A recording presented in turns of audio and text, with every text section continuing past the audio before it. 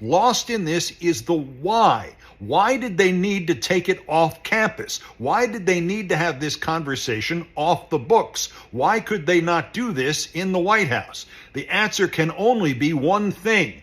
The Trump administration has lost all confidence in Donald Trump. He is no longer involved. He may no longer be at all rational. He may be as crazy as he looks to the rest of us, and these people appear to know it. The real story of Signalgate is that was a means of cutting Trump out of the decision-making process. I'm not defending what they did. They should all be fired. They should all be prosecuted. But the bottom line here is much more dire. Trump is no longer actually the president of the United States. They are deciding things without him and in ways that he can't find out about. Hi, good morning. I'm a Keith Olbermann fan. I will own up to Stephanie's that. ex-husband. There you go. Sometimes his hair is on fire, sometimes mine is too. But he said something really interesting this morning about the whole Signalgate. Okay. And that is, why wasn't President of the United States on this call or this text chain about attacking a foreign country? Have they decided to totally go around him? Do they not trust him? I think he famously does not use apps. Well, there's that. And his chief of staff was on that chat. Yeah. So that person is supposed to inform the president of what's going on. So he may not have been on it, but the vice president was on it, and so was she. So I think that's... I consider Susie Wiles him. Yeah, absolutely. I mean, I've had people go, oh, he didn't know what was going on. I'm like, he knew what was going on. He's just lying about that. Yeah. You know, of course he was involved. Of course he was aware of it. There's no way they wouldn't tell him something like that. They might keep him plausible deniability on other things, but there's no way, because it turned out to be a success, technically. So, praise it. He knows exactly what he's doing. Of course always, he does. Always. He does. Well, and he's also learned through many years not to ever go or be someplace himself, to keep himself in plausible deniability. Yeah, no, he's like a mob boss. Remember when Eric Prince went to the Seychelles to meet with Russians on behalf? He was a proxy for Trump in that. Exactly. Or Rand Paul when he scooted off to Russia as well. With the love note. With all of that. No, he knew what was going on. If he's still saying he didn't, he's lying. He's just a liar. We know that. We totally know that. Oh, and we have some lovely news as well. RFK Jr., the least favorite Kennedy, is going to fire 10,000 HHS employees because we don't need to worry about health and human services at all. Let's fire 10,000 people, because who needs to get on the phone and worry about infectious diseases or things like that? Why are eggs so expensive? Who knows? It's a mystery. That's what we're headed for. Yeah, we are. We are totally headed there. I mean, they're stopping antiviral drug treatment testing. I know the word. Not testing. Development. They're stopping that. The CDC can't do. It's just, we're all going to die. Happy day. Yeah. I mean, that's what happened in COVID. Yeah. And that people tried to stop that. And that was Donald saying, don't count, don't count it, because that doesn't, it's the funniest thing. It's like, okay, here are the bills that I have to pay. If I don't pay them, they never arrived, Right. Or if I just don't open them. Right. If I don't open that, it didn't happen. It's just the dumbest thing. And I said this during the beginning of COVID, because we're still in it, everybody. It's not over. We still have this horrible disease. They're even stopping long COVID studies. And a friend of mine has long COVID. She got COVID in October of 2020. She got it early. And she's only in her 40s and can't work, can't walk, can't do laundry, can't do basic things. She's in a wheelchair and she's only in her 40s. Yeah. And she's what they call a unicorn when it comes to what has happened to her. And so they're going to stop studying her and other people who have long COVID, which is detrimental to your brain, to your heart, to your liver, everything. I don't understand people supporting this kind of thing. And Doge is not saving us any money. It's actually, they're spending more money now than they ever have. Yeah. It's more expensive to destroy the government than you think. Yeah. And that's what they want to privatize Social Security. They want to privatize the post office. They are in the midst of privatizing Medicare. They want to get rid of Medicaid. They want to kill people and have people starve to death. As the Department of Veterans Affairs. Mm-hmm. As you are well aware of that. And you're helping people, federal workers. You've got a fundraising thing that you're helping. Tell us a little bit more about that. Yeah, I picked up a nonprofit called Fed Oath. Mm-hmm. I'm a former federal worker. I was fired by the Trump administration, but way before it was cool, back in 2019. And so, I'm pretty well versed in how to slow down and use the levers of bureaucracy to fight autocracy. Mm-hmm. So, it's just a handful of us. I don't take any paycheck from any of this. I'm a donor to the nonprofit myself. And we're just raising money to provide resources and make legal referrals and pay some legal fees for federal workers. That's great. That's a good job. No, actually, we don't. Our website's not quite up yet. But Okay. Could, You have a patreon.com fedoath/fedoath. You got it. Yeah, no, I mean, it's when they fire people and then they go, no, come back, but they don't have their contact information. It's like, HR got rid of it.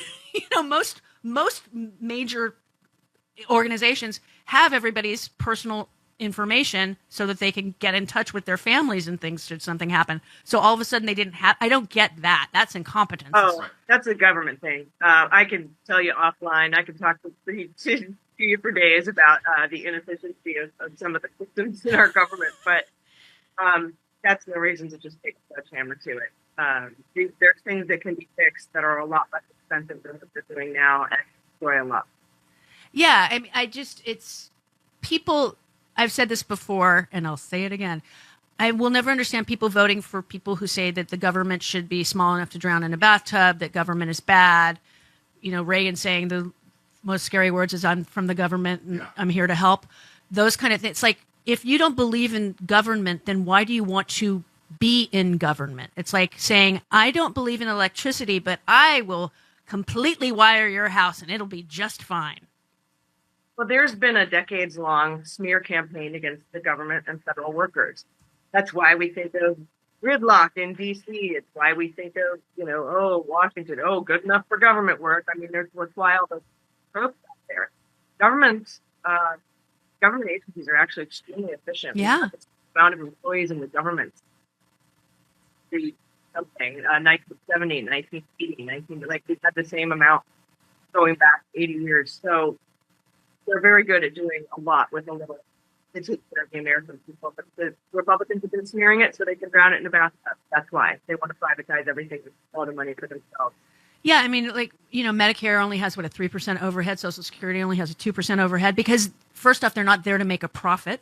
That's one thing. They're there to serve, like the post office. When they say the post office needs to turn a profit, what other service does the Department of Defense need to turn over a profit? Don't think so.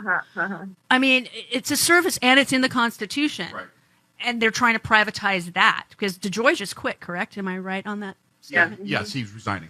Yep. But they're going to start slowing down mail again because they want to privatize it. And it's. I love the post office. I do. Screw up our elections is what the end goal is. Right. Yeah. Especially people that vote absentee and use the mail for that. That's why I get it in as early as possible. Chris, no, you vote in person. Yeah. Karen in Chicago, you are on with Allison Gill.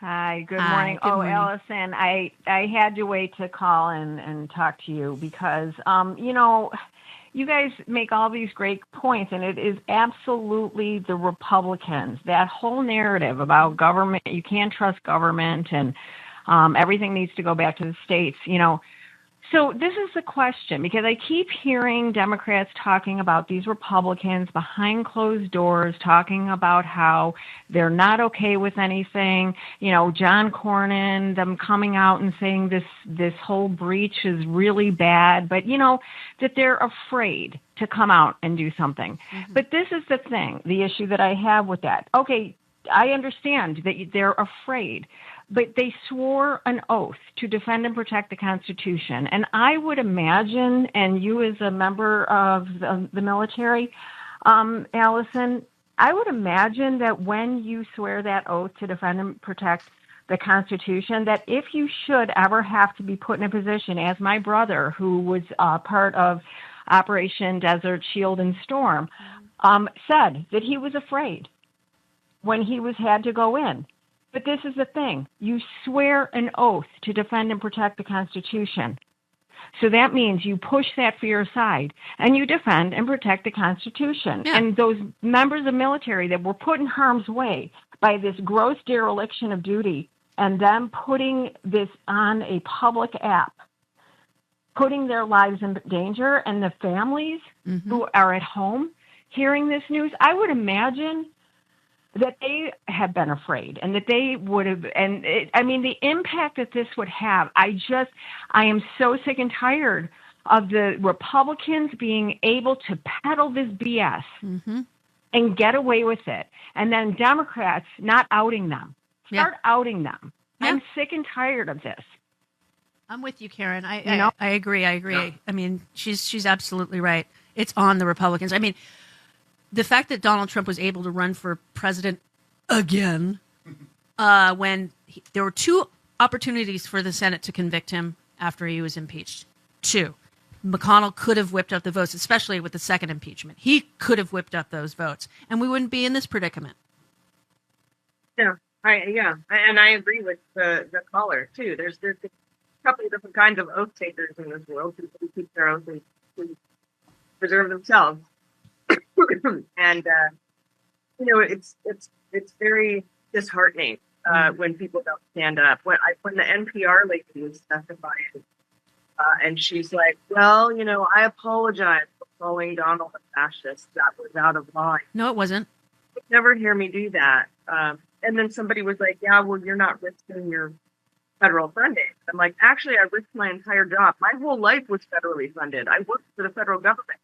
And that did not stop me from telling the truth, saying what I thought. They found me, they investigated me, and they fired me, and I lost that job. But that was a risk that I was willing to take. To tell the truth. So it's right. They should start outing them. Because I do hear Democrats all the time being like, "Well, my Republican colleagues are very against this privately." It's like, well, why aren't you willing to tell us who that is and name names? Well, did you know that scammers can literally steal your home right out from under you? Not like a cartoon. The FBI calls it house stealing. It is a growing real estate scam targeting American homeowners. Here's how it works. Criminals forge your signature on one document, use a fake notary stamp with your local recorder's office, and just like that, your home title has been transferred out of your name. Then they can take out loans using your equity as collateral or even sell the property behind your back. You won't even know it's happening until you start getting collection or foreclosure notices. So let me ask you, when was the last time you checked your home title? If you're like me, the answer is never.